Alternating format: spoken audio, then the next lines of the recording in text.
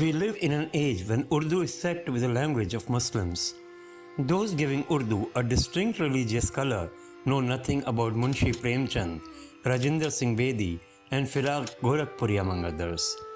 Those people would be surprised that Delhi has an Urdu Mandir too. And this Urdu Mandir hails back to the time of the Mughal Emperor Shah Jahan, who had invited members of Agarwal Jain community to settle in Chandni Chowk.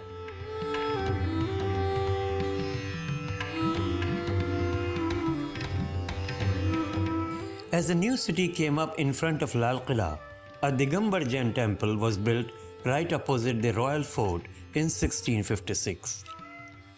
Variously called as Urdu Mandir because it touched one end of Urdu Bazaar which reached up to Jama Masjid. Or Lal Mandir, the temple, according to a tradition, started as a mere camp temple. A Jain soldier is said to have placed an idol of a tirthankar for personal worship in a small tent. After some time, a temple came up at the site. Unlike most buildings of the Mughal era, this one had no prominent dome but three tall shikhars and pillars joined together by ornate arches. Temple drums were beaten loud and louder. The temple gained in popularity. Shah Jahan's son, Aurangzeb, said to be opposed to music, ordered drum beating to be stopped. However, the drums continued to be beaten in the temple. One day, Shah Jahan's son, Aurangzeb, himself came down to Urdu Mandir or Lal Mandir. Not a soul was in sight.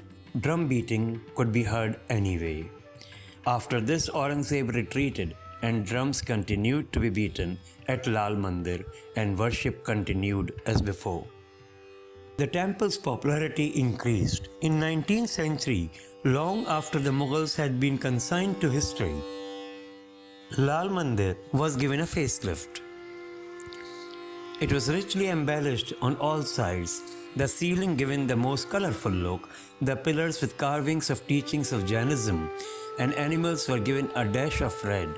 Today, a part of the temple complex houses a bird hospital, arguably the first such venture in Delhi. As you step out of the Jain temple, you find wayfarers taking rest near its gate. As they wait for temple to open its portals a little before sunset, flower sellers set up their stalls in anticipation of business as worshippers throng Lal Mandir and the adjacent Gauri Shankar Mandir. Turn left from Lal Mandir, walk down Chandni Chowk for a few minutes, and you will find another place of worship built in red sandstone. This time it is a Muslim place of worship called Lal Masjid.